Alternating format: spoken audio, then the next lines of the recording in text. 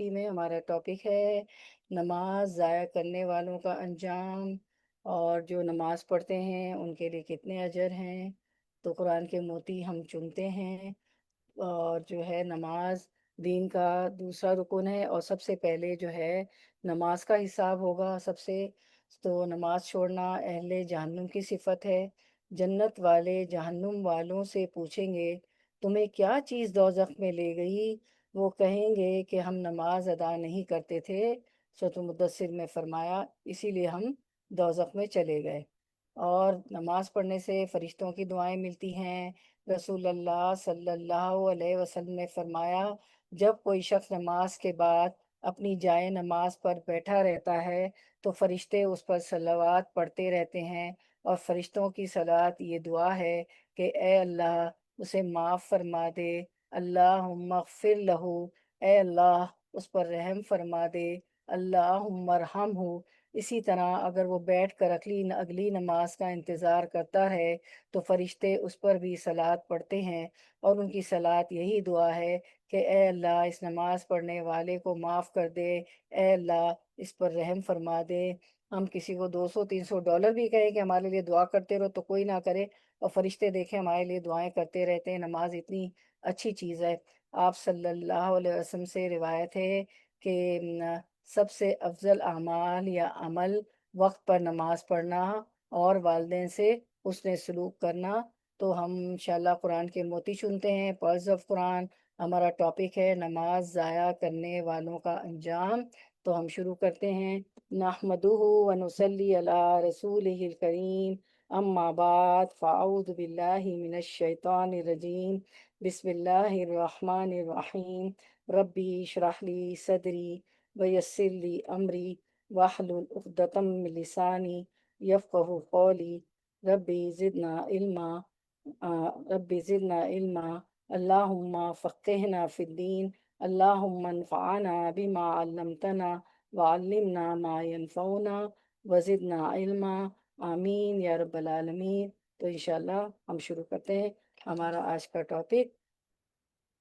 تو جو ہے ہم نے یہ سورۃ المریم میں بھی پڑھا تھا، آیت نمبر 59، نماز ضائع کرنے والوں کا انجام۔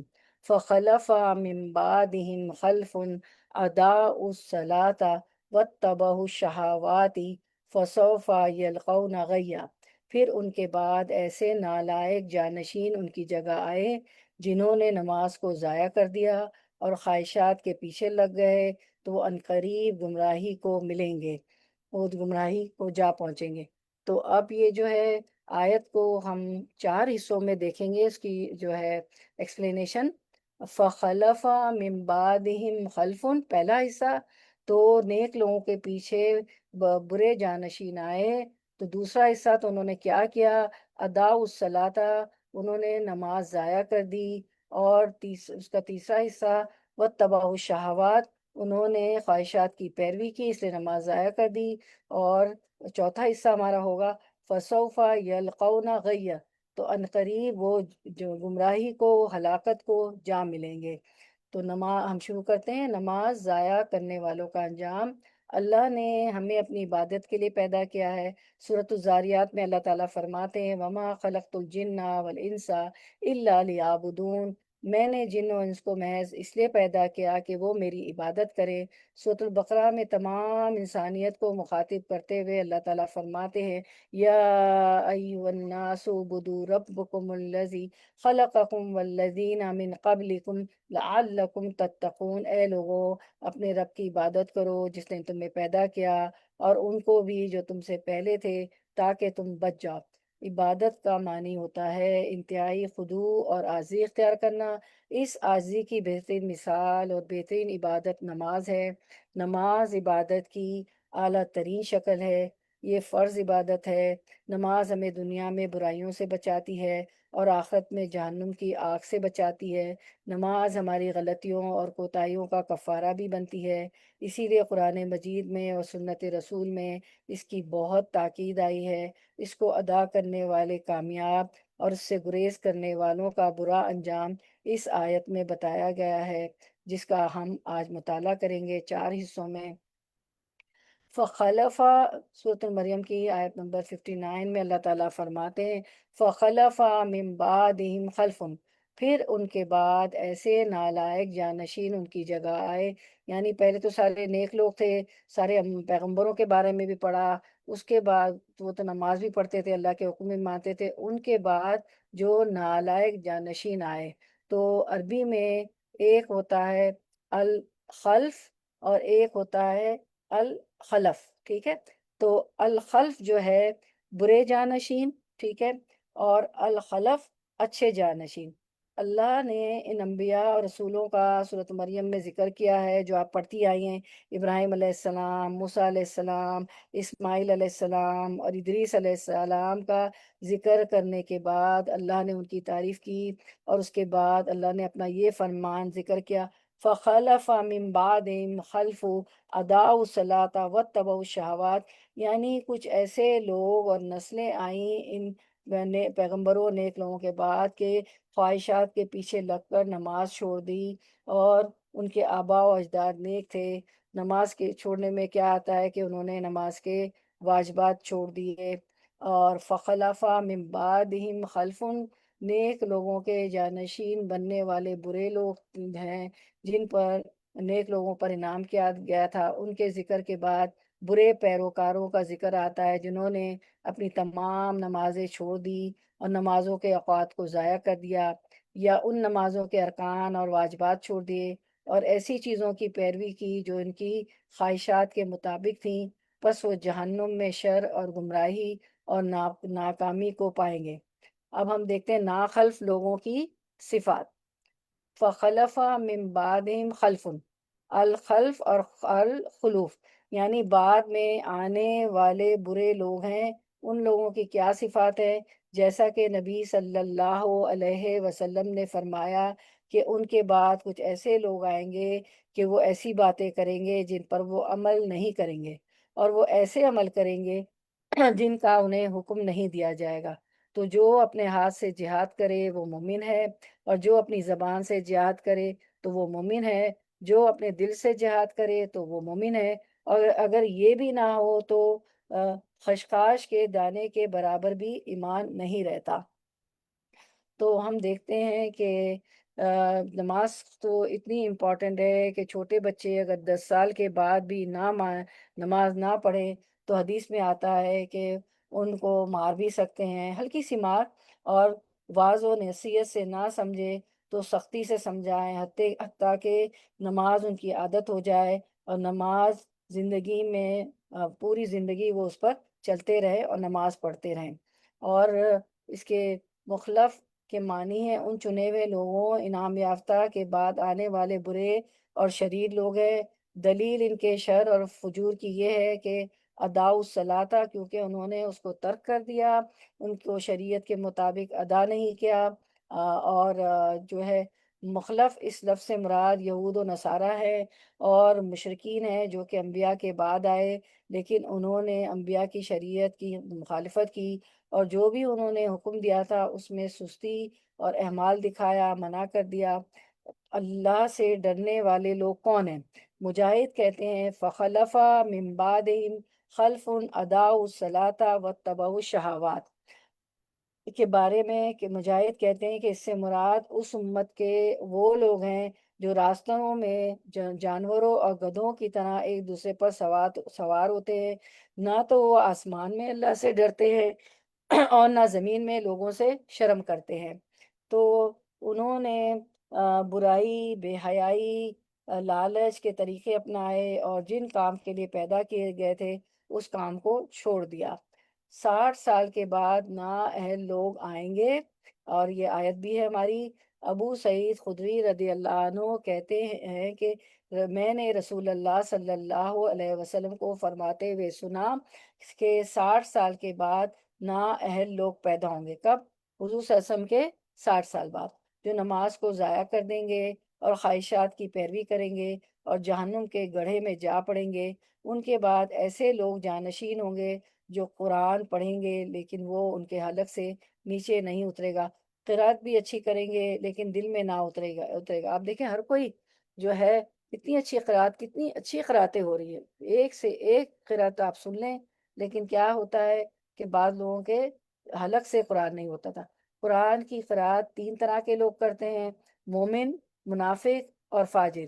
فاجر حدیث کے راوی بشیر کہتے ہیں کہ میں نے ولید سے پوچھا کہ یہ تین طرح کے لوگ کیسے ہیں، تو انہوں نے فرمایا کہ منافق تو اس کا انکار کرنے والا ہوتا ہے، فاجر اس کے ذریعے کھاتا ہے، اور مومن اس پر ایمان رکھتا ہے۔ اب دیکھتے ہیں ادا الصلاۃ، اہم فریضہ ضائع کرنے والے۔ بعد میں برے آنے والے لوگوں کی صفت میں پہلی صفت یہ ہے کہ انہوں نے اپنی نمازوں کو ضائع کیا، اور نماز کو ضائع کرنے کے متعلق بعض اہل علم کہتے ہیں کہ یہاں اس سے نماز کو مکمل طور پر چھوڑ دینا ہے۔ بعض اہل علم کہتے ہیں کہ یہ وہ لوگ ہیں جو نمازیں چھوڑ دیتے ہیں، اور بعض اہل علم کہتے ہیں کہ یہ وہ لوگ ہیں جو نمازوں کو اس کے آخری وقت تک مؤخر کر دیتے ہیں، اور بعض کہتے ہیں کہ یہ وہ لوگ ہیں جو نمازوں کے اوقات کو ضائع کر دیتے ہیں اور پھر قضا کرتے ہیں، اور بعض کہتے ہیں کہ یہ وہ لوگ ہیں جو ارکان اور واجبات کو ضائع کر دیتے ہیں، پوری طرح نماز ادا نہیں کرتے۔ ادا الصلاح، فرض نمازوں کو چھوڑنے والے ہوتے ہیں، مسجدوں کو ویران کرنے والے ہوتے ہیں، اور حسن بصری رحم اللہ کہتے ہیں کہ اس سے مراد وہ لوگ ہیں جنہوں نے مساجد کو بیکار اور خالی کر دیا اور کھیتی باڑی کو لازم کر لیا، یعنی کھیتی باڑی اپنے مشاغل دنیا کے اس میں اپنے آپ کو جو ہے مصروف کر دیا۔ تو دنیا میں ایسے مشغول ہوئے کہ نمازوں کو مسجد میں پڑھنے کی بجائے جہاں پڑھ سکتے ہیں پڑھ لیتے ہیں، ورنہ نہیں پڑھتے۔ نمازوں کو مؤخر کرنے والے، ابن مسعود اور ابراہیم کہتے ہیں کہ انہوں نے نماز کے وقت سے کو مؤخر کر دیا۔ سعید بن مسیب کہتے ہیں کہ وہ شخص ہے جو کہ ظہر نہیں پڑھتا یہاں تک کہ عصر ہو جاتی ہے، اور عصر نہیں پڑھتا یہاں تک کہ سورج غروب ہو جاتا ہے۔ نماز کو لیٹ کرنا ہی نماز کو ضائع کرنا ہے۔ لوگوں نے ابن مسعود رضی اللہ عنہ سے پوچھا کہ نماز کو ضائع کرنے کا کیا مطلب ہے، تو انہوں نے کہا اس سے مراد ہے نماز کو اتنی دیر سے پڑھنا کہ اس کا وقت نکل جائے۔ تو ان لوگوں نے کہا ہم یہ سمجھتے تھے کہ نماز کو چھوڑ دینا اسے ترک کرنا ہے۔ تو میری بہنوں، نماز کو اتنی دیر سے پڑھنا کہ اس کا وقت نکل جائے، یہ بھی نماز کو ضائع کرنا ہے۔ تو انہوں نے کہا اگر وہ نماز کو چھوڑ دیتے تو کافر ہو جاتے، دین سے ہی نکل جاتے۔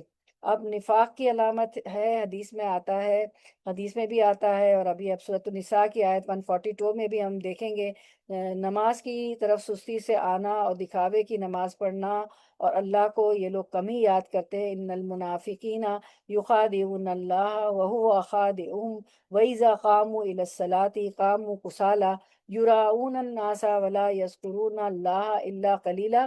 بے شک منافق لوگ اللہ سے دھوکہ بازی کر رہے ہیں، حالانکہ وہ انہیں دھوکہ دینے والا ہے، اور جب وہ نماز کے لیے کھڑے ہوتے ہیں تو سست ہو کر کھڑے ہوتے ہیں، لوگوں کو دکھاوا کرتے ہیں اور اللہ کو یاد نہیں کرتے مگر بہت کم۔ اس میں ہمیں بھی دیکھنا ہے کہ کہیں سستی سے تو میں اور آپ کہ کہیں سستی سے تو نماز کی طرف نہیں آتے، سستی سے تو نہیں کھڑے ہوتے ہیں، کیونکہ یہ نفاق کی علامت ہے۔ نماز لیٹ کرنا نفاق کی علامت ہے، منافقت کی علامت ہے۔ رسول اللہ صلی اللہ علیہ وسلم نے فرمایا یہ تو منافق کی نماز ہے کہ سورج کو بیٹھے دیکھتا رہتا ہے، جب وہ شیطان کے دونوں سینگوں کے درمیان میں ہوتا ہے تو وہ کھڑا ہو کر 4 ٹھونگے مارنے لگ جاتا ہے، اس میں اللہ کا ذکر نہیں کرتا مگر بہت توڑا، اللہ کو یاد کرنے کو جو ہے کی بجائے ادھر ادھر کی باتیں سوچتا رہتا ہے۔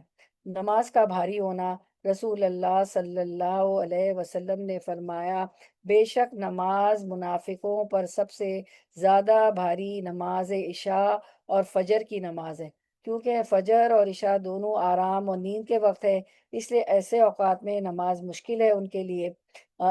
تندرست ہونے کے باوجود نماز کی طرف نہیں آتے۔ سعید بن مسیب رحم اللہ کہتے ہیں کہ وہ لوگ حیا علی الصلاح حیا علی الفلاح کے الفاظ سنتے ہیں، آؤ طرف صلاح کے، آؤ طرف نماز کے، آؤ طرف بھلائی کے، یہ الفاظ سنتے ہیں، اور تندرست اور سالم ہونے کے باوجود نماز پڑھنے نہیں جاتے۔ اذان کی آواز آتی ہے مگر غفلت برتتے ہیں، استغفر اللہ۔ عمدگی سے نماز نہ پڑھنا، ابو ہریرہ رضی اللہ عنہ سے روایت ہے، کہتے ہیں کہ رسول اللہ صلی اللہ علیہ وسلم نے فرمایا، رسول اللہ صلی اللہ علیہ وسلم نے ایک دن ہمیں نماز پڑھائی، پھر مڑے اور فرمایا، اے فلاں، تم نے اپنی نماز اچھی طرح ادا کیوں نہیں کی؟ کیا نمازی کو دکھائی نہیں دیتا ہے جب وہ نماز پڑھتا ہے کہ اس نے کس طرح نماز ادا کی ہے، حالانکہ وہ اپنے ہی لیے نماز ادا کرتا ہے؟ اسی طرح ایک معنی یہ ہے کہ جلدی جلدی پڑھنا، سر سے اتارنا۔ حذیفہ رضی اللہ عنہ سے مروی ہے کہ انہوں نے ایک آدمی کو نماز پڑھتے ہوئے دیکھا، اس نے نماز میں کمی کی، یعنی نماز تیز تیز پڑھ رہا تھا۔ حذیفہ رضی اللہ عنہ نے اس سے کہا، تم کتنے عرصے سے ایسی نماز ادا کر رہے ہو؟ اس نے کہا 40 سال سے۔ تو انہوں نے کہا، تم نے 40 سال سے کوئی نماز نہیں پڑھی، اگر تم ایسی ہی نماز پڑھتے ہوئے مر جاتے تو محمد صلی اللہ علیہ وسلم کی فطرت ملت کے علاوہ ہی مرو گے۔ پھر کہا، بے شک ایک آدمی ہلکی نماز پڑھنے کے باوجود اسے مکمل اور اچھے طریقے سے ادا کر سکتا ہے۔ کوئی بات نہیں، چھوٹی چھوٹی صورتیں ہوں، 3 ہی آیتیں ہوں، لیکن نماز اچھی ہو، مکمل ہو، اچھی طرح۔ اصل مقصد نماز کا حق ادا کیا جائے اور اطمینان سے پڑھی جائے۔ اطمینان سے نماز کے ارکان ادا نہ کرنا۔ ابو ہریرہ رضی اللہ عنہ سے روایت ہے کہ رسول اللہ صلی اللہ علیہ وسلم ایک مرتبہ مسجد تشریف لے گئے، اسی وقت ایک شخص آیا، اس نے نماز پڑھی، اس کے بعد نبی صلی اللہ علیہ وسلم کو سلام کیا، آپ نے سلام کا جواب دیا اور فرمایا کہ واپس جاؤ، نماز پڑھو، کیونکہ تم نے نماز نہیں پڑھی۔ وہ لوٹ گیا، اس نے ویسے ہی نماز پڑھی جیسے اس نے پہلے پڑھی، پھر آیا اور نبی صلی اللہ علیہ وسلم کو سلام کیا، آپ نے فرمایا واپس جاؤ، نماز پڑھو، کیونکہ تم نے نماز نہیں پڑھی۔ اسی طرح 3 مرتبہ ہوا، پھر اس نے کہا، اس ذات کی قسم جس نے آپ کو حق کے ساتھ بھیجا ہے، میں اس سے بہتر ادا نہیں کر سکتا، لہٰذا آپ مجھے سکھا دیجئے۔ آپ صلی اللہ علیہ وسلم نے فرمایا، جب تم نماز کے لیے کھڑے ہو تو تکبیر کہو، اللہ اکبر، اس کے بعد جتنا قرآن تمہیں یاد ہو اس کو پڑھو، پھر رکوع کرو یہاں تک کہ اطمینان سے رکوع کرو، پھر سر اٹھاؤ یہاں تک کہ سیدھے کھڑے ہو جاؤ، پھر سجدہ کرو یہاں تک کہ اطمینان سے سجدہ کرو، پھر سر اٹھاؤ یہاں تک کہ اطمینان سے بیٹھ جاؤ، اور اپنی پوری نماز میں اسی طرح کرو کہ ہر رکن کو اس طرح پڑھیں کہ اس میں آپ ٹھہر جائیں، ایک ایک رکن میں جیسے آپ یوگا کرتے ہیں، ایکسرسائز کرتے ہیں، اس میں ٹھہر جائیں، پھر دوبارہ دوسرے رکن ادا کریں، یعنی ٹھہر ٹھہر کر اطمینان سے۔ رکوع اور سجود میں کمر سیدھی نہ کرنا۔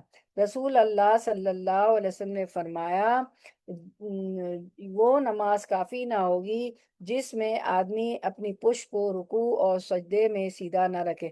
اپنی پشت کو یعنی اپنی کمر کو رکوع اور سجدے میں سیدھا نہ رکھیں گے تو نماز کافی نہیں ہوگی۔ شافی اور احمد اور اسحاق کہتے ہیں، جو اپنے رکوع اور سجدے میں اپنی پشت سیدھی نہیں رکھتا تو اس کی نماز فاسد ہو جاتی ہے۔ جو شخص رکوع اور سجدے وضو کی حفاظت نہ کرے وہ نماز کی حفاظت کرنے والا نہیں ہوتا، اور جو نماز کی حفاظت نہیں کرتا وہ اسے ضائع کر دیتا ہے، اور جو نماز کو ضائع کرتا ہے وہ باقی شریعت کے احکامات کو بھی ضائع کرنے والا ہوتا ہے۔ 6 خصال۔ الامام ابن القیم رحم اللہ نے کہا، نماز میں یہ 6 صفات منافقت کی علامات ہیں۔ نماز کی طرف جاتے وقت سستی کا مظاہرہ کرنا، یہ نمبر 1 تھا۔ نمبر 2، نماز کو ادا کرتے ہوئے لوگوں کے لیے دکھلاوا کرنا۔ 3، اس کی ادائیگی میں تاخیر کرنا۔ 4، اور جلدی جلدی ٹھونگے مارنا۔ 5، اس میں اللہ کا ذکر کم کرنا۔ 6، باجماعت نماز پڑھنے سے پیچھے رہنا۔ خلاصہ یہ ہے کہ جو وضو مکمل کرنے اور رکوع اور سجود کو مکمل کرنے کی حفاظت نہ کرے وہ نماز کی حفاظت کرنے والا نہیں ہوتا۔ تو جو نماز کی حفاظت نہیں کرتا گویا کہ وہ اسے ضائع کر دیتا ہے، اور جو نماز کو ضائع کر دیتا ہے تو وہ باقی تمام شرعی احکام کو اور زیادہ کرنے والا ہوتا ہے، استغفر اللہ۔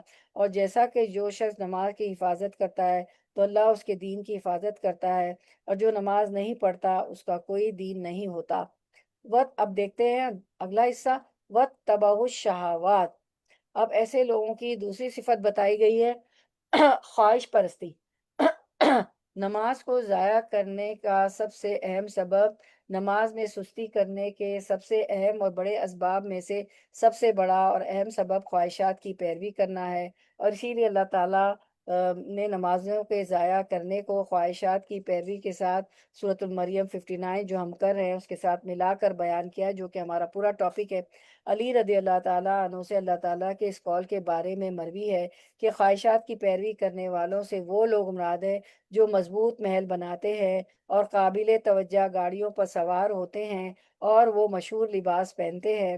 تو یہ چیزیں علی رضی اللہ عنہ کے زمانے سے ہی شروع ہو گئی تھی کہ لوگ دنیا کے پیچھے بھاگتے تھے۔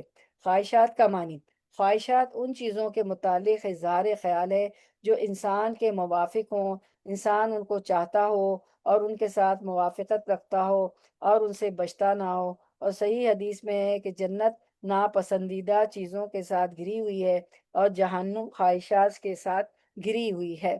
جہنم کو خواہشات سے ڈھانپ دیا گیا ہے، یہ انسان کا امتحان ہے۔ خواہشات کی محبت خوشنما بنا دی گئی ہے تو انسان خوشنما چیز کے پیچھے بھاگتا ہے۔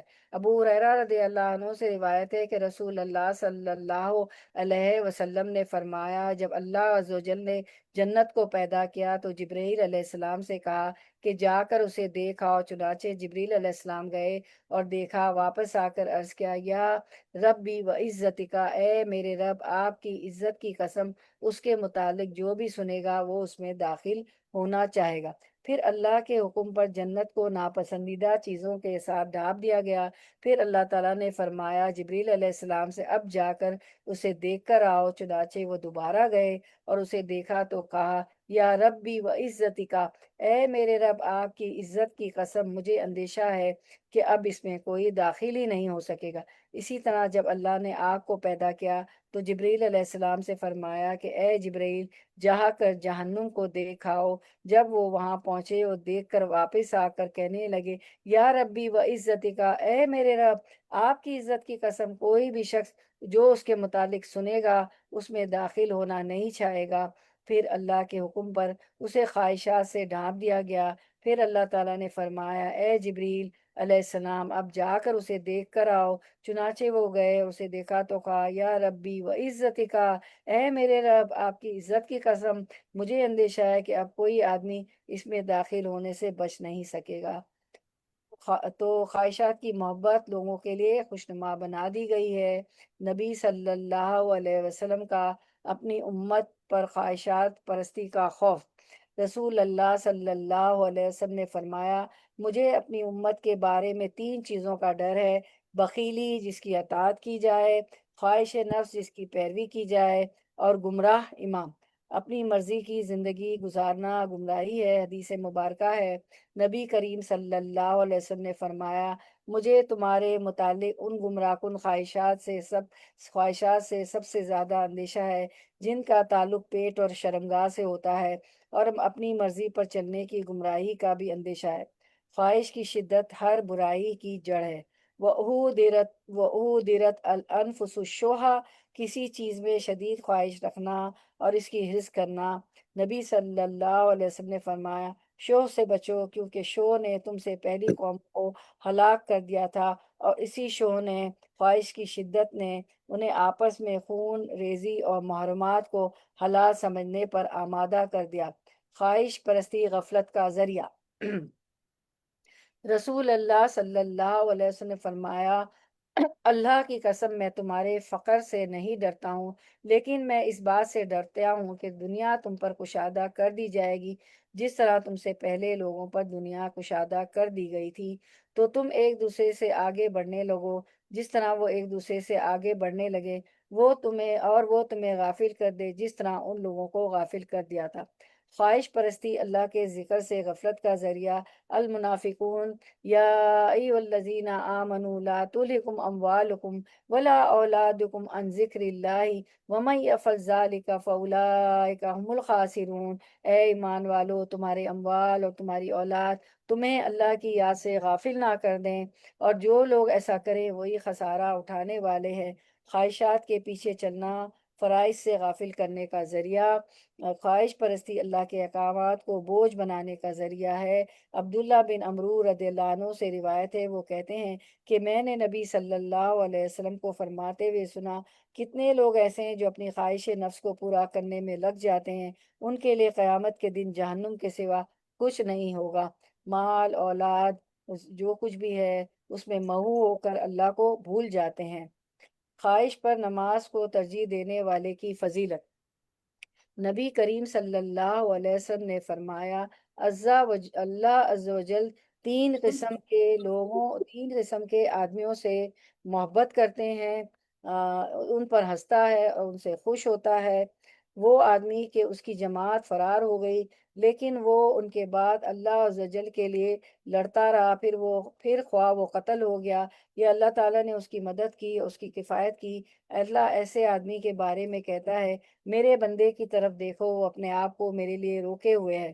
نمبر دو، وہ آدمی کہ جس کی بیوی خوبصورت ہو اور اس کے پاس بہترین نرم بستر ہو لیکن وہ قیام کرنے کے لیے رات کو کھڑا ہو جاتا ہے۔ اللہ تعالیٰ کہتا ہے، میرے بندے نے اپنی شہوت کو ترک کر دیا اور میرا ذکر کر رہا ہے اور مجھ سے سرگوشی کر رہا ہے، اگر یہ چاہتا تو سو بھی سکتا تھا۔ نمبر تین، وہ آدمی جو قافلے سمیت سفر پر ہو، وہ رات کو کچھ حصہ جاگنے اور چلنے کی وجہ سے چور ہو گئے ہوں اور بالآخر سو گئے ہوں، لیکن وہ خوشی و ناخوشی میں سحری کے وقت اٹھ کھڑا ہو اور نماز پڑھنا شروع کر دے۔ سبحان اللہ۔ اب اگلا حصہ دیکھتے ہیں، فَسَوْفَ يَلْقَوْنَ غَيًّا، آیت کا اگلا حصہ، یعنی عنقریب یہ نمازوں کو ضائع کرنے والے، شہوات کی پیروی کرنے والے دنیا اور آخرت میں خسارہ اور شر کا سامنا کریں گے، بوجہ اس کے کہ جو یہ گمراہ ہوئے اور صراط مستقیم سے بھٹک گئے۔ الغی، شر اور گمراہی، یہ جو غیہ ہے نا، فَسَوْفَ يَلْقَوْنَ غَيًّا، کہ انہوں نے خواہشات کی پیروی کی، نمازوں کو ضائع کر دیا، تو وہ کیا ہوگا؟ گمراہ ہو جائیں گے۔ اور غیہ جو ہے ایک وادی بھی ہے۔ غیہ کی تفسیر کرتے ہوئے بعض اہل علم کہتے ہیں کہ جہنم کی وادی ہے، اور اس کے بارے میں کچھ آثار وارد ہوئے ہیں، اور ابن جریر رحم اللہ نے اسے اختیار کیا ہے کہ غین جہنم کی ایک وادی ہے۔ عرب کی لغت میں الغی کا لفظ رشد یعنی بھلائی کے مقابلے میں آتا ہے، جو کہ یہ لفظ سورۃ البقرہ 256 میں آیا ہے، لا اکراہ فی الدین قد تبین الرشد من الغی، دین میں کوئی زبردستی نہیں، بلا شبہ ہدایت گمراہی سے صاف واضح ہو چکی ہے۔ شر اور گمراہی کو بھی الغی کہا جاتا ہے، تو جو گمراہ ہوتا ہے وہ بھلائی پر نہیں ہوتا اور بھلائی کا راستہ چھوڑ دیتا ہے تو یہ چیز اسے عذاب کی طرف پہنچا دیتی ہے۔ اسی لیے بعض اہل علم کہتے ہیں کہ الغی یہ جہنم کی ایک وادی ہے، اللہ تعالیٰ اس میں بچائے، اعوذ بکا، اللہ ہم آپ کی پناہ چاہتے ہیں غی سے، غی کی وادی سے۔ ابن عباس، الغی وادی جہنم اور جہنم میں وادیاں ہیں، ان کی گرمی سے پناہ مانگنی چاہیے۔ ابن عباس کہتے ہیں جو کہ زنا پر اصرار کرنے والے اور عادی شراب پینے والے اور سود کھانے والے اور اس سے باز نہ آنے والے اور والدین کی نافرمانی کرنے والے اور جھوٹی گواہی دینے والوں کے لیے الغی ہے۔ عطا الغی وادی جہنم یسیر قہوہ دما، عطا کہتے ہیں کہ جہنم کی ایسی وادی ہے جس میں پیپ اور خون بہتا ہے، ٹھیک ہے۔ اور کعب کہتے ہیں کہ جہنم کی ایسی وادی ہے جو بہت دوہری ہے اور بہت سخت گرم ہے، استغفر اللہ۔ جہنم کی گہری وادی، ابن مسعود رضی اللہ عنہ نے کہا، الغی جہنم کی ایک وادی ہے جس کی گہرائی بہت لمبی ہے اور اس کی خوراک بہت بری ہے۔ اب ہم دیکھتے ہیں، فخلف من بعدہم خلف اضاعوا الصلاۃ، اس نماز کی اہمیت اور فضیلت۔ زمین اور آسمان کی تمام مخلوق نماز پڑھ رہی ہے۔ الم تری ان اللہ یسبح لہ ما فی السماوات والارض والطیر صافات کل قد علم صلاتہ وتسبیحہ واللہ علیم بما یفعلون۔ النور 41۔ کیا تم دیکھتے نہیں کہ آسمان و زمین میں جو کچھ ہے اور فضا میں پر پھیلائے پرندے بھی، یہ سب اللہ ہی کی تسبیح کر رہے ہیں۔ ہر مخلوق کو اپنی نماز اور تسبیح کا طریقہ معلوم ہے اور جو کچھ وہ کرتے ہیں اللہ سب کو جانتا ہے۔ تو گویا ساری مخلوق یہ نماز پڑھ رہی ہے، سب کا طریقہ الگ ہے، ان کو خود پتہ ہے کہ کیا کرنا ہے اس سے پتہ چلتا ہے کہ اللہ نے ہمیں ایک مقصد کے لیے پیدا کیا ہے کہ اپنی عبادت کے لیے، جب تک مقصد پورا نہیں ہوگا، چھٹکارا حاصل نہیں ہوگا، تمام مخلوق اللہ کو سجدہ کر رہی ہے۔ سورۃ الرعد 15، وَلِلَّهِ يَسْجُدُ مَن فِي السَّمَاوَاتِ وَالْأَرْضِ طَوْعًا وَكَرْهًا وَظِلَالُهُم بِالْغُدُوِّ وَالْآصَالِ۔ آسمان و زمین میں جتنی بھی چیزیں ہیں، خوشی اور ناخوشی سے طوعاً و کرہن اللہ کو سجدہ کر رہی ہے۔ اسی طرح ان کے سائے صبح و شام سجدہ ریز ہوتے ہیں۔ سبحان اللہ۔ تمام انبیاء کی طرف نماز کی وحی کی گئی۔ سورۃ الانبیاء 73، وَجَعَلْنَاهُمْ أَئِمَّةً يَهْدُونَ بِأَمْرِنَا وَأَوْحَيْنَا إِلَيْهِمْ فِعْلَ الْخَيْرَاتِ وَإِقَامِ الصَّلَاةِ وَإِيتَاءِ الزَّكَاةِ وَكَانُوا لَنَا عَابِدِينَ۔ اور ہم نے انہیں ایسے پیشوا بنایا جو ہمارے حکم کے ساتھ رہنمائی کرتے تھے، اور ہم نے ان کی طرف نیکیاں کرنے اور نماز قائم کرنے اور زکوٰۃ ادا کرنے کی وحی بھیجی، اور وہ صرف ہماری ہی عبادت کرنے والے تھے۔ اس سے پتہ چلتا ہے کہ اللہ نے اپنی ساری انبیاء کو اس کا حکم دیا، جتنے پیغمبر انبیاء رسول آئے سب کو حکم دیا۔ اللہ کا اپنے بندوں کو نماز کا حکم دینا۔ ارشاد باری تعالیٰ سورۃ الابراہیم 31، قُلْ لِعِبَادِيَ الَّذِينَ آمَنُوا يُقِيمُوا الصَّلَاةَ وَيُنْفِقُوا مِمَّا رَزَقْنَاهُمْ۔ اے میرے بندوں سے جو ایمان لائے ہیں، ان سے کہہ دو کہ وہ نماز قائم کرے، اور جو اس میں سے ہم نے انہیں دیا ہے پوشیدہ اور ظاہر خرچ کرے، اس سے پہلے کہ وہ دن آئے جس میں نہ کوئی خرید و فروخت ہوگی اور نہ کوئی دوستی۔ نمازوں کی حفاظت کا حکم دیا گیا ہے۔ سچے ایمان والوں کی علامت یہ ہے، انفال 3:4، الذین یقیمون الصلاۃ ومما رزقناہم ینفقون اولئک هم المؤمنون حقا لہم درجات عند ربہم ومغفرۃ ورزق کریم۔ وہ لوگ جو نماز قائم کرتے ہیں اور اس میں سے جو ہم نے انہیں دیا ہے خرچ کرتے ہیں، یہی لوگ سچے مومن ہیں۔ انہی کے لیے ان کے رب کے پاس بہت سے درجے اور بڑی بخشش اور باعزت رزق ہے۔ اللہ کا اپنے بندوں پر 5 نمازیں فرض کرنا۔ نماز اسلام کا دوسرا رکن ہے۔ نماز اسلام کا ستون ہے۔ اگر ستون گر جائے، اگر کسی عمارت کا ستون گر جائے تو عمارت قائم نہیں ہوتی۔ تو نماز اسلام کا ستون ہے۔ رسول اللہ صلی اللہ علیہ وسلم نے مجھ سے فرمایا، ایک صحابی فرماتے ہیں کہ تمہیں دین کی بنیاد اس کا ستون اور اس کی کوہان کی بلندی کے متعلق نہ بتاؤں؟ اس دین کی بنیاد اسلام ہے، تو جو کوئی اسلام لے آیا وہ سلامت رہا، اور اس کا ستون نماز ہے، اور اس کی کوہان کی بلندی اللہ کے راستے میں جہاد کرنا ہے۔ نماز اسلام اور کفر و شرک میں فرق کرنے والی چیز ہے۔ عبداللہ بن شقیق اخیلی سے روایت ہے کہ وہ کہتے ہیں کہ محمد صلی اللہ علیہ وسلم کے صحابہ اعمال میں سے کسی چیز کے ترک کو کفر نہیں سمجھتے تھے سوائے نماز کے، اور نماز اعمال میں سب سے بہترین عمل ہے۔ رسول اللہ صلی اللہ علیہ وسلم نے فرمایا، ثابت قدم رہو اور تم ہرگز اس کی مکمل طاقت نہیں رکھ سکو گے، اور جان لو تمہارا سب سے بہترین عمل نماز ہے، اور وضو کی محافظت وہی کرتا ہے جو مومن ہو۔ نماز ایسا فریضہ ہے جو کسی سے کسی بھی حال میں ساقط نہیں ہو سکتا۔ آپ صلی اللہ علیہ وسلم نے فرمایا، کھڑے ہو کر نماز پڑھو اگر اس کی بھی طاقت نہ ہو تو بیٹھ کر، اگر اس کی بھی طاقت نہ ہو تو پہلو کے بل لیٹ کر پڑھ لو۔ اور نماز کہیں بھی نہیں چھوڑی جا سکتی۔ میدان جنگ میں بھی جو ہے نماز پڑھنے کا حکم ہے، چاہے جیسے بھی حالات ہو، میدان جنگ میں بھی نماز پڑھنے کا حکم ہے۔ اللہ تعالیٰ کا روزانہ 2 بار فرشتوں سے بندوں کی نماز کی خبر لینا۔ رسول اللہ صلی اللہ علیہ وسلم نے فرمایا، تمہارے پاس دن کے فرشتے اور رات میں فرشتے باری باری آتے ہیں، اور وہ نماز فجر اور نماز عصر میں جمع ہوتے ہیں۔ جو فرشتے رات کو تمہارے پاس رہیں وہ آسمان پر جاتے ہیں تو ان کا رب ان سے پوچھتا ہے، حالانکہ وہ اپنے بندوں کا حال خوب جانتا ہے، تم نے میرے بندوں کو کس حال میں چھوڑا؟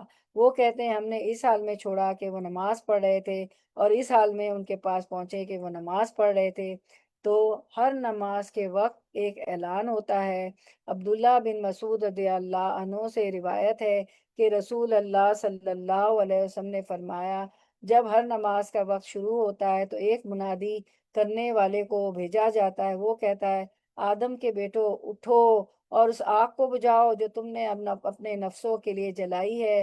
تو وہ کھڑے ہوتے ہیں اور وضو کرتے ہیں، تو ان کی آنکھوں سے ان کے گناہ جھڑ جاتے ہیں، اور جب وہ نماز پڑھتے ہیں اور اس 7 نماز کے درمیانی وقفے میں ہونے والے گناہ بخش دیے جاتے ہیں۔ پھر وہ لوگ اس درمیانی وقفے میں گناہ کر کے آگ جلاتے ہیں۔ جو ہی پہلی ظہر کی نماز کا وقت ہوتا ہے تو اعلان کرنے والا اعلان کرتا ہے، اے بنی آدم اٹھو اور اس آگ کو بجھاؤ جو تم نے اپنی نفسوں کے لیے جلائی ہے۔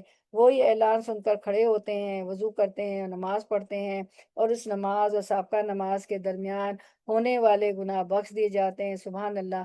جب عصر کی نماز کا وقت ہوتا ہے تو اسی طرح ہوتا ہے، جب مغرب کی نماز کا وقت ہوتا ہے تو یہی معاملہ پیش آتا ہے، اور جب عشاء کا وقت ہوتا ہے تو اسی طرح ہوتا ہے۔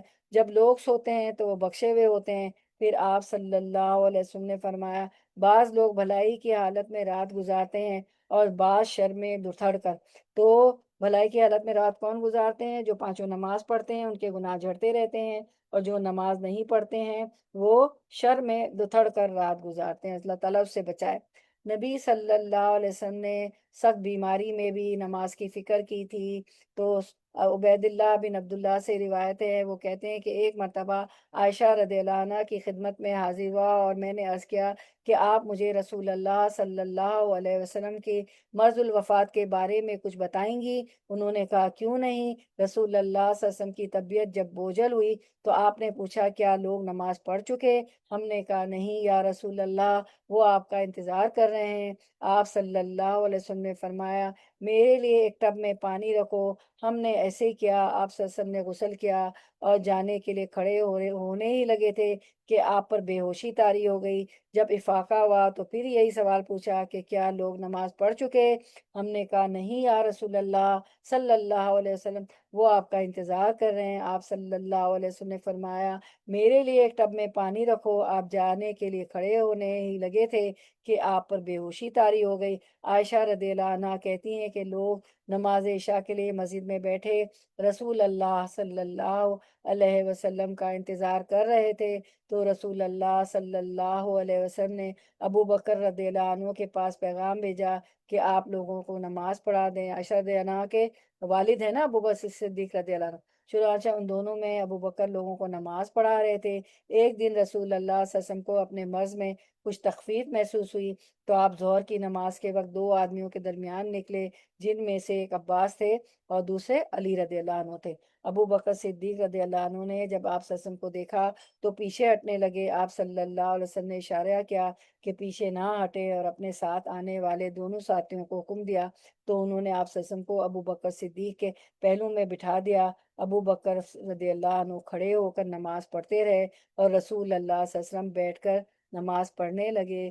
تو اس سے اندازہ لگائیں سب لوگ کہ نماز کہ آپ صلی اللہ علیہ وسلم جو ہے تکلیف میں بھی اتنی شدت میں تھے، تکلیف کی موت کا وقت قریب تھا، مگر آپ نے اپنے فریضے کو نہیں چھوڑا اور ہر پوچھتے ہی رہے کہ کیا نماز پڑھ لی؟ لوگ نماز پڑھ چکے، حالانکہ بیمار کے لیے تو بہت سی رخصتیں ہیں۔ نبی صلی اللہ علیہ وسلم کے آخری الفاظ بھی یہی تھے، الصلاۃ الصلاۃ اتقوا اللہ فیما ملکت ایمانکم، الصلاۃ الصلاۃ اتقوا اللہ فیما ملکت ایمانکم۔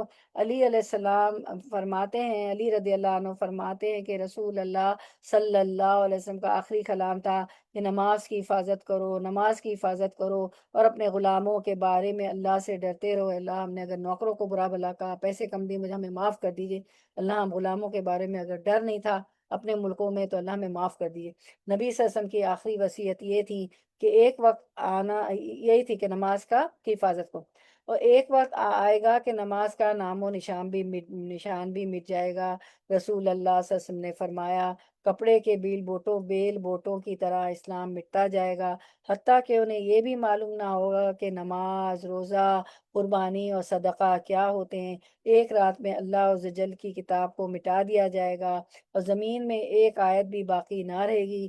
لوگوں کے مختلف گروہوں میں سے کچھ بوڑھے مرد اور بوڑھی عورتیں رہ جائیں گی، وہ کہیں گے کہ ہم نے اپنے آباء و اجداد کو یہ کلمہ لا الہ الا اللہ کہتے سنا اور ہم بھی کہہ رہے ہیں۔ اب آپ دیکھیں کہ یہ تو چلے ایک قرب قیامت کی بات ہے، اس وقت بھی آپ دیکھیں اور ہم دیکھتے ہیں قرب قیامت کی نشانی کہ ہمارے حلقوں میں اتنی بچیوں کو، جتنی مائیں یہاں موجود ہیں، پرائیویٹلی میسیج کرتی ہوں، باتیں کرتی ہوں کہ وہ آ جائیں۔ آپ دیکھیں یہ رجحان ختم ہی ہو رہا ہے۔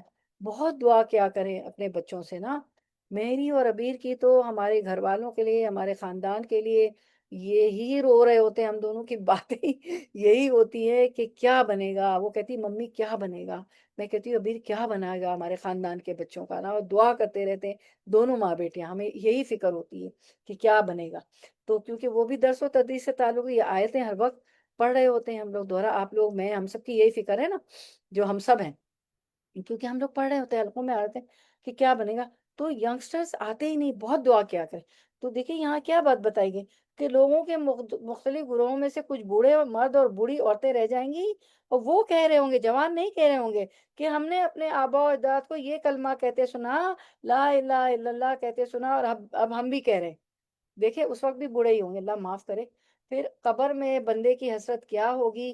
نبی صلی اللہ علیہ وسلم ایک قبر کے پاس سے گزرے، حال ہی میں اس میں میت کو دفن کیا گیا تھا، تو آپ صلی اللہ علیہ وسلم نے فرمایا دو رکعتیں خفیف سی ہوتی ہیں، اور تم لوگ انہیں حقیر اور زاہد بھی سمجھتے ہو، لیکن وہ دو رکعتیں اگر یہ صاحب قبر اپنے عمل میں زیادہ کر لیتا تو اس کی نظر میں تمہاری باقی دنیا سے بھی زیادہ محبوب ہوتی، کیونکہ سجدے کی کثرت اللہ کے قریب کرے گی، ہے نا۔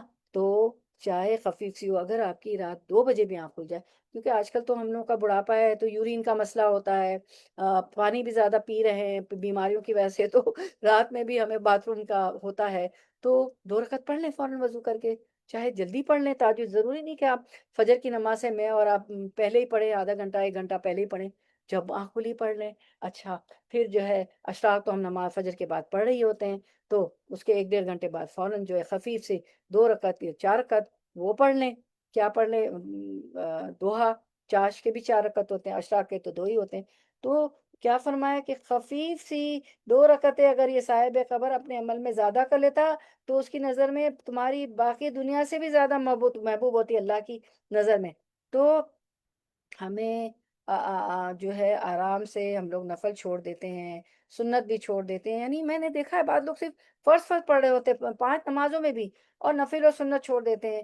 تو اگر اور فرض بھی جو ہے ہم لوگ مارے مارے دھاڑے مارے بندے پڑھ رہے ہوتے ہیں کہ چلو کسی طرح جان چھوٹے، اللہ من رحم اللہ، سب کی بات نہیں کرتی ہوں۔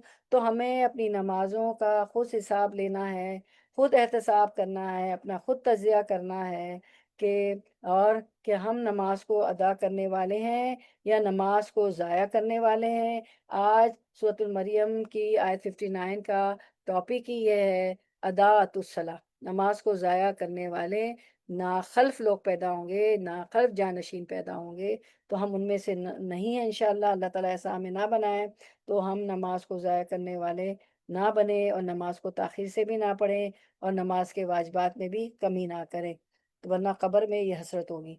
وقت پر نماز پڑھنے کی اہمیت، سورۃ النساء 103، ارشاد باری تعالیٰ ایمان والوں پر مقررہ وقت کے ساتھ نماز فرض ہے، ان الصلاۃ کانت علی المؤمنین کتابا موقوتا، بے شک نماز ایمان والوں پر ہمیشہ سے ایسا فرض ہے جس کا وقت مقرر کیا ہوا ہے، اور وقت کی ہمیں آج کل کوئی مشکل نہیں ہے، وہ اتنے ایپ ہیں کہ ہمیں وقت دے دیتے ہیں، ہماری قریب کی مسجدوں سے ہمارا ٹائم ٹیبل بھی آ جاتا ہے نمازوں کا، تو کوئی ایسا مسئلہ نہیں ہے، ہم کہیں بھی ہو ہمارے ایپ ہمیں قبلہ بھی بتا دیتے ہیں، ہم وضو کے ساتھ نکلیں اور قبلہ رخ معلوم کر کے نماز پڑھ لیں۔ آج کل تو کوئی عذر ہی نہیں ہے کہ میں نہیں پڑھ سکتی، سب سے افضل میں، اور یہاں اس ملک میں ہمارے ملکوں سے زیادہ مساجد ہیں۔ آپ لمبے سفر پہ ہوں، دوسرے اسٹیٹ جا رہی ہوں، کینیڈا جا رہی ہوں، دوسرے، تو آپ جگہ جگہ مساجد ہے، اس کو ایپ میں ڈال دیں، اسی مسجد کی طرف آپ کی گاڑی لے جائے گی، رکیں اور نماز پڑھ لیں۔ سب سے افضل اور محبوب عمل، عبداللہ بن مسعود رضی اللہ عنہ سے روایت ہے کہ انہوں نے کہا کہ میں نے نبی صلی اللہ علیہ وسلم سے عرض کیا، اللہ کو کون سا عمل زیادہ پسند ہے؟ آپ صلی اللہ علیہ وسلم نے فرمایا، نماز کو اس کے وقت پر ادا کرنا، کتابم موقوتا۔ سورۃ النساء میں اللہ تعالیٰ نے بھی فرما دیا، جب وقت داخل ہو جائے تو نماز کی طرف دوڑیں۔ نماز کو وقت کی پابندی سے ادا کرنے والے کے لیے اللہ کا وعدہ، آپ صلی اللہ علیہ وسلم، کعب بن عجرہ رضی اللہ عنہ سے روایت ہے کہ رسول اللہ صلی اللہ علیہ وسلم ہمارے پاس تشریف لائے اور ہم 7 آدمی تھے، 4 ہمارے غلام اور 3 ہم عرب تھے۔ دیکھیں غلاموں کے ساتھ بیٹھے ہوتے ہیں، غلاموں کی کتنی عزت تھی کہ یہی غلاموں نے علم حاصل کیا اور گورنر بنے اور بڑے بڑے عہدے لیے، جنگوں میں گئے اور جو ہے دین کو جو ہے تقویت دی، دین ان سے پھیلا۔ اور ہم 7 آدمی تھے، 4 ہم غلام اور 3 ہم عرب تھے، ہم آپ کی مسجد کی دیوار سے اپنی پشت لگائے بیٹھے تھے۔ آپ صلی اللہ علیہ وسلم نے فرمایا تم کیوں بیٹھے ہو؟ ہم نے کہا ہم نماز کا انتظار کرنے کے لیے بیٹھے ہیں۔ تو آپ صلی اللہ علیہ وسلم کچھ دیر خاموش رہے، پھر ہماری طرف متوجہ ہوئے اور فرمایا کیا تم جانتے ہو کہ تمہارے رب نے کیا فرمایا؟ ہم نے کہا نہیں۔ آپ صلی اللہ علیہ وسلم نے فرمایا بے شک تمہارا رب فرماتا ہے جس نے نماز کو اس کے وقت پر ادا کیا اور اس کی حفاظت کی اور اس کے حق کو ہلکا سمجھ کر اس کو ضائع نہ کیا تو نماز کے حق کو ہلکا نہ سمجھے۔ یہ بہت بھاری چیز ہے، بہت اہم چیز ہے، اس کی بڑی اہمیت ہے۔ یہ تو آسمان سے تحفہ آیا ہے ہمارے لیے معراج کی رات کو، اور اس کے حق کو ہلکا سمجھ کر اس کو ضائع نہ کرے۔ 50 سے 5 ہو گئی اور ثواب 50 نمازوں کا ملتا ہے، بس اس کے لیے میرے اوپر عہد ہے کہ میں اس کو جنت میں داخل کروں گا، اور جس نے اس کو اس کے وقت پر نہ پڑھا اور نہ اس کی حفاظت کی اور اس کے حق کو ہلکا سمجھ کر اس کو ضائع کر دیا، اس کے لیے میرے اوپر عہد نہیں ہے۔ اگر میں چاہوں تو اس کو بخش دوں اور اگر چاہوں تو اس کو عذاب دوں۔ اللہ ہمیں عذاب سے بچا لیجیے۔ نبی صلی اللہ علیہ وسلم کا ہر نماز وقت پر پڑھنا، عبداللہ بن مسعود رضی اللہ عنہ بیان کرتے ہیں کہ رسول اللہ صلی اللہ علیہ وسلم ہر نماز اس کے وقت پر پڑھتے تھے، مگر مزدلفہ عرفات میں نماز جمع کرتے تھے، کیونکہ اللہ کا ایسا ہی حکم ہے کہ مزدلفہ اور عرفات میں نماز جمع کر کے پڑھی جاتی۔ نبی صلی اللہ علیہ وسلم کا وقت پر نماز پڑھنے کی تلقین کرنا، نماز کو مؤخر کرنے کی مذمت کرنا۔ امام زہری کہتے ہیں صحابہ کا نمازوں کو ضائع ہوتے دیکھ کر رونا۔ امام زہری کہتے ہیں کہ میں دمشق میں انس بن مالک رضی اللہ عنہ کی خدمت میں گیا، آپ اس وقت رو رہے تھے۔ انس بن مالک کی عمر بہت بڑی ہوئی تھی، بہت زیادہ، تو روایت میں ملتا ہے کہ 110 سال۔ تو امام زہری تو دمشق وغیرہ ظاہر سب طرف پھیل گئے تھے نا صحابہ کرام، تو امام زہری کہتے ہیں کہ میں دمشق میں انس بن مالک رضی اللہ عنہ کی خدمت میں گیا، آپ اس وقت رو رہے تھے، تو میں نے عرض کیا کہ آپ کیوں رو رہے ہیں؟ تو انہوں نے فرمایا اب میں اس نماز کے علاوہ نبی صلی اللہ علیہ وسلم کی دور کی کوئی چیز نہیں پاتا، اور اب اس نماز کو بھی ضائع کر دیا گیا۔ نماز کو ضائع کرنے سے اور اس کو مراد اس کو تاخیر سے پڑھنا ہے۔ تو آپ یہ فرما رہے تھے انس بن مالک کہ کیونکہ آپ صلی اللہ علیہ وسلم انسانوں کے پیغمبر بھی تھے اور انسانوں کو اخلاق سکھانے آئے تھے، تو طرز عمل اور معاملات بھی سکھائے تھے۔ تو یہ فرماتے ہیں انس بن مالک رو رو کر کہ سب کچھ جو ہے آپ نے سکھایا تھا، آپ ان کے انداز کو نہیں دیکھ رہے تھے جو آپ صلی اللہ علیہ وسلم نے سکھائے تھے، معاملات، نماز، قرآن، طرز عمل۔ تو فرماتے ہیں کہ میں اب لوگوں کے اندر کچھ بھی نہیں دیکھ رہا ہوں۔ کچھ عرصے بعد آپ صلی اللہ علیہ وسلم فوت ہو گئے، اس وقت ان کے پاس مال و دولت تو نہیں تھے، یہی عبادتیں تھیں، اخلاق تھے، اچھے معاملات تھے۔ آج کیا ہو گیا ہے کہ آج سب کچھ جو ہے میں نہیں پاتا، اور اب اس نماز کو بھی ضائع کر دیا گیا ہے۔ یہ کہہ کر رو رہے تھے انس رضی اللہ تعالیٰ عنہ، اور امام زہری بیان فرماتے ہیں۔ نماز پڑھنے کے دنیاوی فائدے دیکھ لیتے ہیں۔ نماز سے کامیابی ملتی ہے۔ سورۃ المومنون یقیناً قد افلح المومنون الذین هم فی صلاتہم خاشعون، یقیناً کامیاب ہو گئے مومن، وہی جو اپنی نمازوں میں خشوع کرنے والے ہیں۔ تو فجر کی نماز میں آپ سورۃ المومنون پڑھتے تھے، فجر کے فرض میں نماز سے رحمت ملتی ہے۔ سورۃ النور واقیموا الصلاۃ وآتوا الزکاۃ واطیعوا اللہ واطیعوا الرسول لعلکم ترحمون، اور نماز قائم کرو اور زکوٰۃ ادا کرو اور رسول صلی اللہ علیہ وسلم کا حکم مانو تاکہ تم رحم کیے جاؤ۔ نبی کریم صلی اللہ علیہ وسلم نے فرمایا جب تم میں سے کوئی آدمی نماز کے لیے کھڑا ہوتا ہے تو رحمت اس کی طرف متوجہ ہوتی ہے، فرشتوں کی دعائیں ملتے ہیں۔ رسول اللہ صلی اللہ علیہ وسلم نے فرمایا جب کوئی شخص نماز کے بعد اپنی جائے نماز پر بیٹھا رہتا ہے تو فرشتے اس پر صلوات پڑھتے رہتے ہیں، فرشتوں کی دعائیں ملتی ہیں، اور فرشتوں کی ان پر صلوات یہ ہے: اللہم اغفر لہو، اللہم ارحمہ، اے اللہ اسے بخش دے، اے اللہ اس پر رحم فرما دے۔ اسی طرح اگر وہ بیٹھ کر اگلی نماز کا انتظار کرتا رہے تو فرشتے اس پر بھی صلوات پڑھتے ہیں، اور ان کی صلوات یہی ہوتی ہے: اللہم اغفر لہو، اللہم ارحمہ، اے اللہ اسے بخش دے، اے اللہ اس پر رحم فرما دے۔ تو فجر کے بعد بھی ہم لوگ بیٹھتے ہیں اشراق تک، تو وہ مسلسل ہمارے لیے یہ دعا کرتے رہتے ہیں۔ اور اشراق کی نماز کا تو آپ کو پتہ ہے اتنا ثواب ہے کہ آپ صلی اللہ علیہ وسلم نے 3 بار فرمایا: جیسے حج اور عمرے کا ثواب، جیسے حج اور عمرے کا ثواب، جیسے حج اور عمرے کا ثواب۔ اس کا یہ مطلب نہیں کہ حج نہیں کریں گے، مطلب اتنا ثواب۔ خوف و غم سے نجات ملتی ہے نماز سے، اللہ کی مدد ملتی ہے۔ حذیفہ رضی اللہ عنہ بیان کرتے ہیں کہ نبی صلی اللہ علیہ وسلم نے فرمایا، جب کوئی مسئلہ درپیش ہوتا تو نبی صلی اللہ علیہ وسلم نماز پڑھنے لگتے، یعنی فوراً نفل نماز پڑھنے لگتے۔ تو جب بھی کوئی مسئلہ درپیش ہو، کوئی خوف ہو، کوئی اندیشہ ہو، کوئی فکر لاحق ہو، تو جلدی 2 رکعت نفل نماز پڑھ لے تو اللہ کی مدد آئے گی۔ اللہ ذہن میں ڈالے گا کہ کس کو فون کروں، 100,000 فون سے بچ جائیں گی کہ کون مدد کرے گا۔ اور کبھی کبھی تو خود ہی بیٹھے بیٹھے میں نے دیکھا ہے فون آ جاتا ہے اور خبریں بھی مل جاتی اور سب کچھ ہو جاتا ہے۔ ایک دن میں اتنی پریشان تھی اور وہ جواب بہت ضروری تھا، اور فیملی سے مل نہیں رہا تھا، کہیں ایسی چیزیں ہوتی نا کہ آپ سسرالیوں میں ادھر ادھر پوچھ نہیں سکتے ہیں نا۔ تو میں نے کہا: اللہم ارنا الحق حقا وارزقنا اتباعہ وارنا الباطل باطلا وارزقنا اجتنابہ۔ تو وہ جواب کسی کے منہ سے ایسا نکلا کہ میری مشکل آسان۔ میرا کہنے کا مقصد ہے کہ ہر بات میں اللہ کی مدد مانگے، کوئی بھی پریشانی ہو، دینی مسئلے ہوں، دنیا کے مسئلے ہوں، اور پھر اللہ نے ہم سب کو سبب بھی بنایا ہے، واسطہ بھی بنایا ہے، تو ہم ایک دوسرے سے پھر مدد لیں، وہ صحیح دماغ میں آ جائے گا کہ اس سے بات ہو۔ اللہ کی حفاظت ملنا: من صلی الصبح فہو فی ذمۃ اللہ، رسول اللہ صلی اللہ علیہ وسلم نے فرمایا جس نے صبح کی نماز پڑھی وہ اللہ کے ذمے میں ہے، بس اللہ تم سے اپنی حفاظت کے بارے میں کسی چیز کا مطالبہ نہ کرے، اس لیے کہ جس سے وہ یہ مطالبہ کرے گا تو یقیناً اسے اپنی گرفت میں لے لے گا، پھر اس کو منہ کے بل جہنم کی آگ میں پھینک دے گا۔ استغفر اللہ۔ صحت اور تندرستی ملتی ہے، نماز پڑھنے سے حشاش بشاش اور خوش مزاجی حاصل ہوتی ہے، بیماری سے شفا ملتی ہے۔ ابن القیوم رحم اللہ فرماتے ہیں: اللہ کا ذکر کرنا، اس کی طرف متوجہ ہونا، اس کی طرف رجوع کرنا، توبہ استغفار کرنا، اور مدد کے لیے جائے نماز کی طرف جانا، کتنے ہی ان میں سے ایسے بیمار ہیں جنہیں شفا دے دی گئی، اور کتنے ہی بیماروں کو عافیت دے دی گئی۔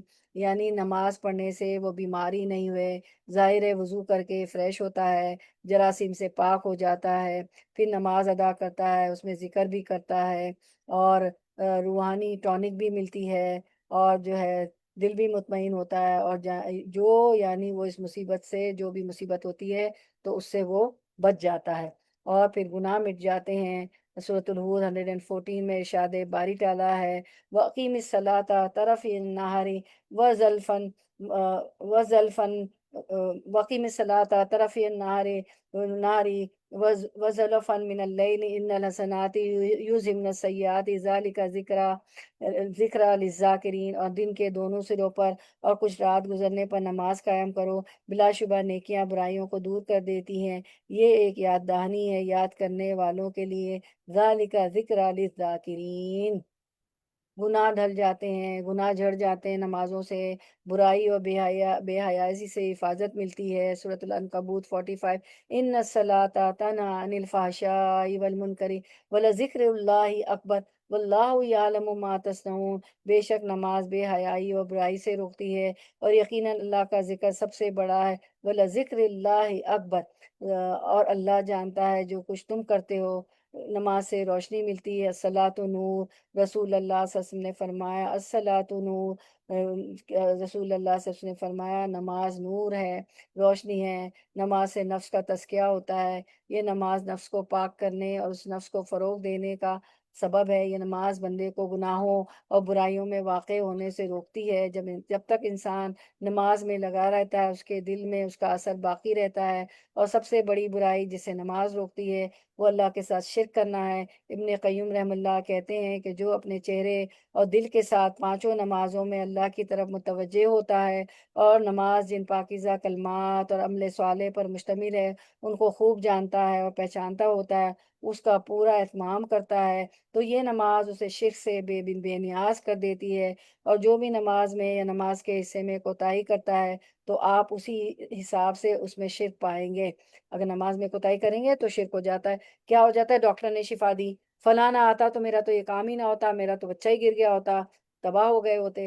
اور یہ کہنا بھول جاتے ہیں کہ ڈاکٹر کے ہاتھ میں اللہ نے شفا دی، اللہ نے ان کو میرے لیے واسطہ بنایا، ان کے ذریعے اللہ نے میرا کام کرایا۔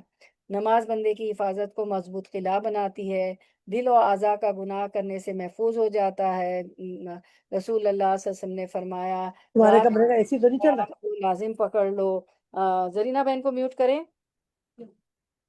رسول اللہ صلی اللہ علیہ وسلم نے فرمایا رات کے قیام کو لازم پکڑ لو، کیونکہ یہ تم سے میوٹ پہلے تو پہلے ہے۔ کے صالحین کا طریقہ ہے، اور یہ اللہ کی قربت کا ذریعہ، اس سے برائیاں دور ہوتی ہے اور گناہوں سے روک دیتا ہے۔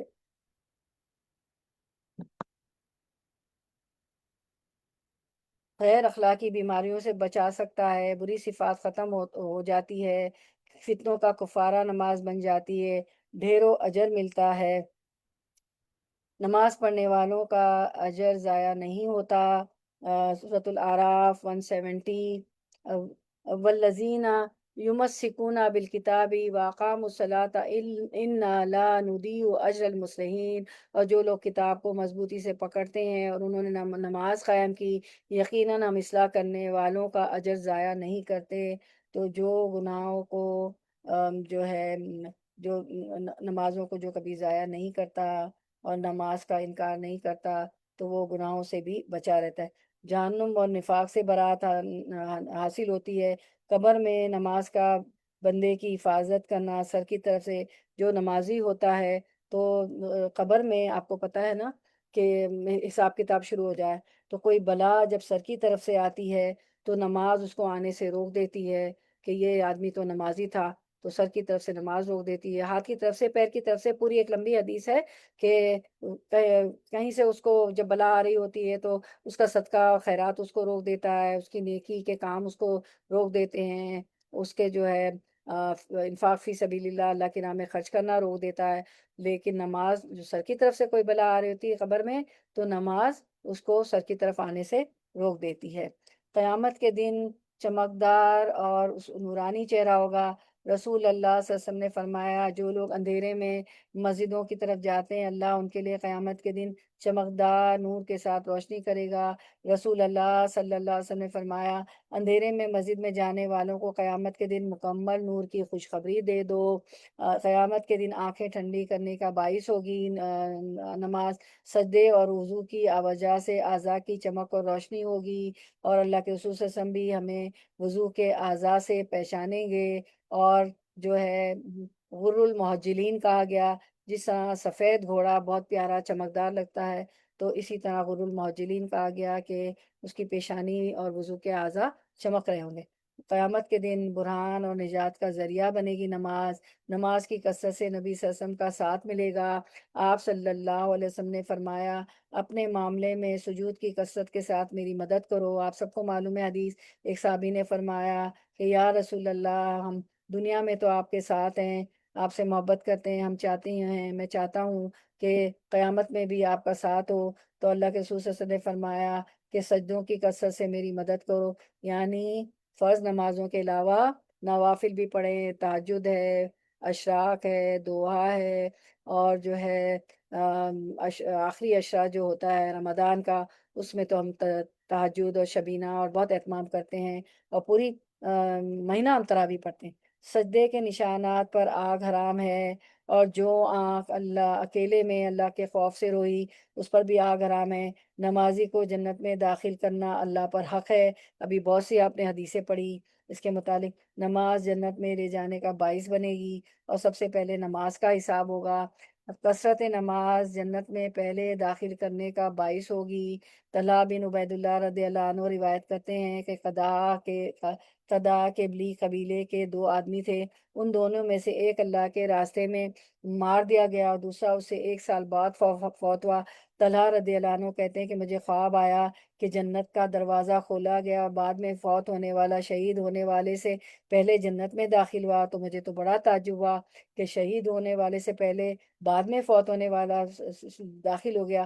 جب صبح ہوئی تو میں نے اس خواب کا تذکرہ رسول اللہ صلی اللہ علیہ وسلم سے کیا، تو آپ صلی اللہ علیہ وسلم نے مجھ سے فرمایا کیا اس نے 1 سال پہلے ہونے والے کے بعد رمضان کے روزے نہیں رکھے، اس کے بعد 6000 رکعت اور یہ سنت کی رکعتیں پڑھی، تو وہ اس کو 1 سال زیادہ ملا تھا شہید ہونے والے سے پہلے، تو اس نے زیادہ روزے رکھے، ظاہر اس کو موقع مل گیا، زیادہ رکعتیں پڑھی، زیادہ نمازیں پڑھی، فرض نماز کے علاوہ جو ہے اس نے نفل نمازیں بھی پڑھی، اور فرضی روزے رمضان کے علاوہ نفلی روزے بھی رکھے، ایام بیت کے بھی رکھنے ہیں 13 14 15۔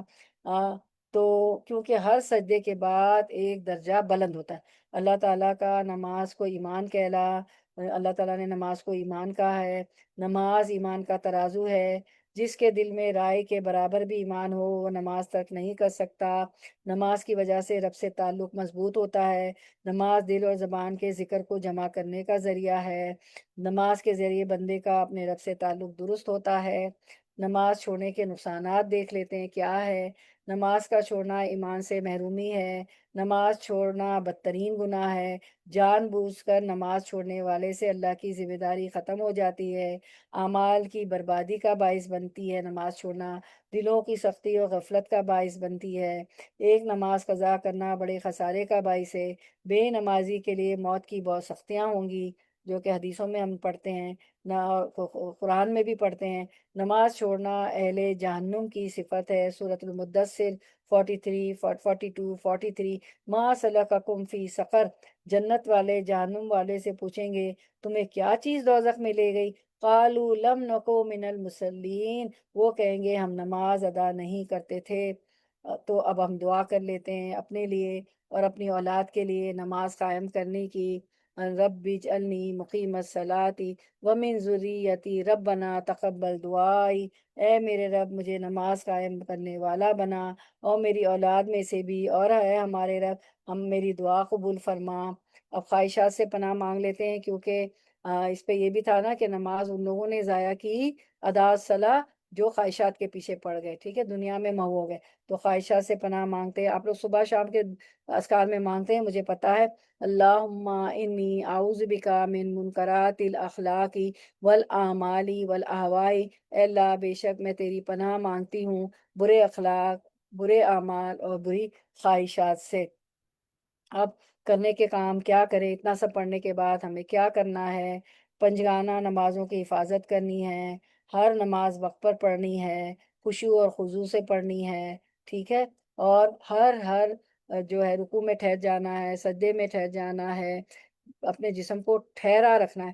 جلدی جلدی گیند بلے کی طرح سبحان ربی العظیم سبحان ربی العظیم سبحان ربی العظیم نہیں، ٹھہر ٹھہر کے پڑھنا ہے، اور زیادہ دعائیں بھی یاد کر لینی ہیں، اور سب کو یاد بھی ہے سبحان ربی العظیم، سبحان ربی العظیم کے علاوہ سبحانک اللہم ربنا وبحمدک اللہم اغفر لی، سبحان ذی الجبروت والملکوت والکبریاء، یہ ساری دعائیں یاد کرنی ہیں۔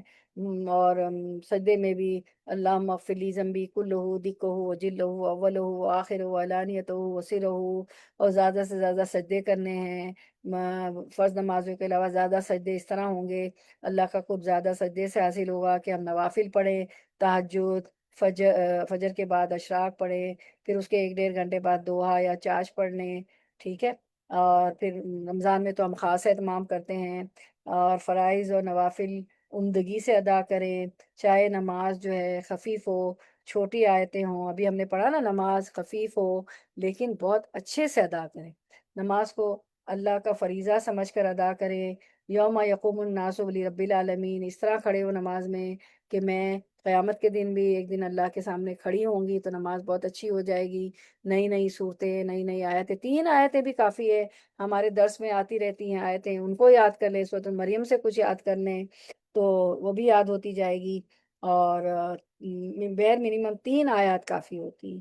ان کو نوافل میں دیکھ کے پڑھیں، پھر فرض میں پکی ہو جائے تو یار کچن میں اس کو پکا کریں، وہ اس طرح پکا کریں کہ قاریوں کو لگا دیں، اور اس میں تو آج کل تو ایپس پہ نمبرز بھی ہوتے ہیں، 3 دفعہ 4 دفعہ 5 دفعہ، آج کل تو اتنی آسانی ہے کہ کوئی کہہ ہی نہیں سکتا کہ میں قرآن نہیں حفظ کر سکی، کچھ آیتیں نہیں حفظ کر سکی، سارا کلک کلک کا چکر ہے۔ تو نماز کو اللہ کا فریضہ سمجھ کر ادا کرے، نماز تو تحفے میں آئی ہے، 5 سے 50، 50 سے 5 ہو گئی اور ثواب 50 نمازوں کا ہے، عرش کے خزانے سے ملی ہے معراج کے روز۔ دنیا کے کاموں کی وجہ سے نمازوں سے غافل نہ ہو، نمازوں کو مطلب کاموں کو چھوڑ دیں، اور پہلے اول وقتوں میں نماز پڑھ لیں، کیونکہ اول وقتوں کی نماز جو ہے افضل ہے۔ جیسے ہی نماز کا وقت آئے سب کام چھوڑ کر نماز پڑھیں، گھر والوں کو بھی نماز کا حکم دیتے رہیں، بھونڈے طریقے سے نہیں، حکمت سے۔ بچوں کو بھی سب سے پہلے اسلام کا یہی حکم سکھائیں۔ اب اگر بچے بڑے ہو گئے تو آپ کے پاس نواسے نواسی پوتے پوتیاں ہیں، کوئی پڑوس سے ایسے تعلقات، کوئی دوستوں کی نواسے پوتے پوتے، ان کو سمجھائیں۔ تو بس یہ سب ہمارے کرنے کے کام ہیں، انشاءاللہ ہم کریں گے۔ اللہ سے دعا ہے کہ ہمیں نمازوں کی حفاظت کی توفیق عطا فرمائے، اور جو کچھ پڑھا سنا اللہ تعالیٰ اس پہ ہمیں عمل کرنے والا بنا دے، کیونکہ عمل کے بغیر تو علم جو ہے عمل کے بغیر بیکار ہے۔ اللہم وفقنی لما تحب وترضی، اے اللہ مجھے توفیق دے کہ میں وہ عمل کروں جس سے تو محبت کرتا ہے اور راضی ہوتا ہے۔ مجھے پتہ ہے سب لوگ یہ دعا میرے ساتھ مانگتے ہیں۔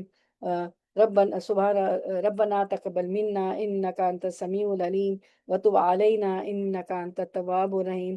سبحان ربک رب العزت عما یصفون وسلام علی المرسلین والحمد للہ رب العالمین، وآخر دعوانا ان الحمد للہ رب العالمین۔ سبحانک اللہم وبحمدک، نشہد ان لا الہ الا انت، نستغفرک ونتوب الیک۔ السلام علیکم ورحمۃ اللہ وبرکاتہ۔ آپ لوگوں کو اگر کوئی بات رکھنی ہے تو آپ لوگ بات رکھیں اس ٹاپک پہ، آپ لوگوں کو کیسا لگا؟ السلام علیکم۔ ماشاء اللہ بہت